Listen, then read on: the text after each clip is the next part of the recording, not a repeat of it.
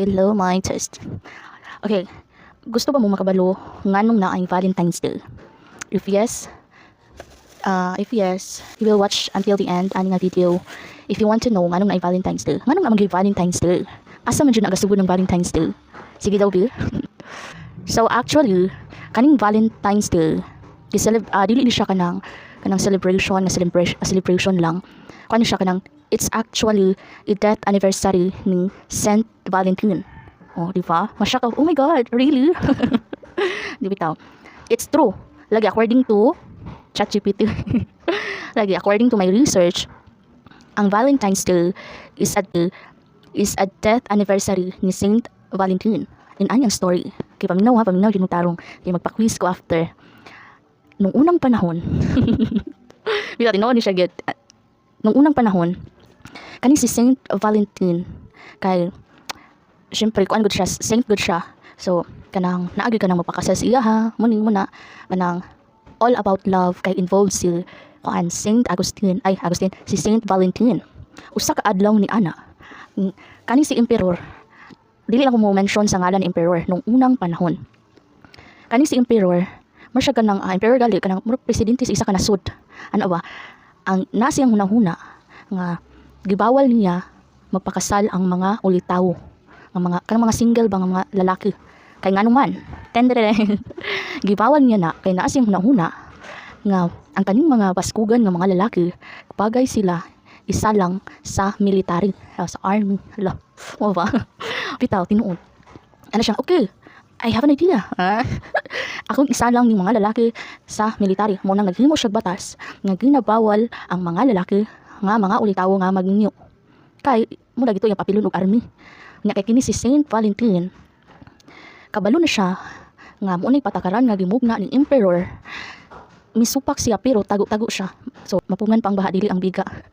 Matod pa nila mo nang nagtago-tago sila og kanang arrange kanang sa kasal ana mudawat siya kanang magpakasal tago-tago sila ana karon kay wa may aso nga makumkum nahibal-an ni emperor.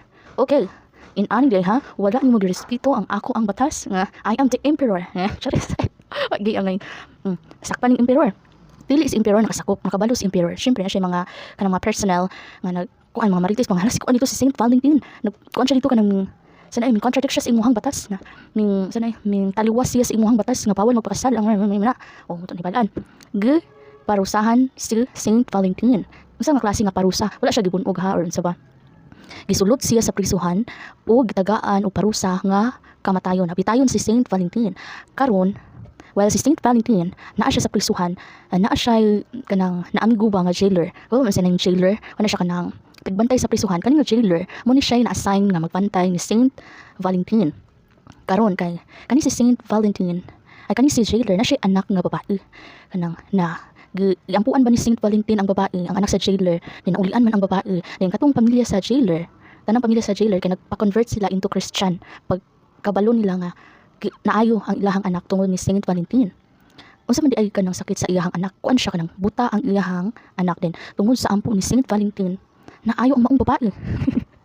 Bitaw naayo ang babae. Digon, pagkahuman ato kanang before kanang patyon si Saint Valentine kuan man kanang gitakna ang kamatayon ni Saint Valentine sa February 14. Pero before siya kanang bitayon naa siya message nga gihatag sa anak sa jailer nga babae nga iyahang gibutangan og from your Valentine. Praise karon man siya nga praise karon nga sikat ba nga from your Valentine. Adira day nag-try na og search og unsay kanang unsa bay sulod sa message ni Saint Valentine. Pero wala may mugawas, wala mugawas din. Moto mga gibana-bana naa sa 30 anyo si Saint Valentine atong namatay siya. Pero wala gibutang dito unsa nga year mo na.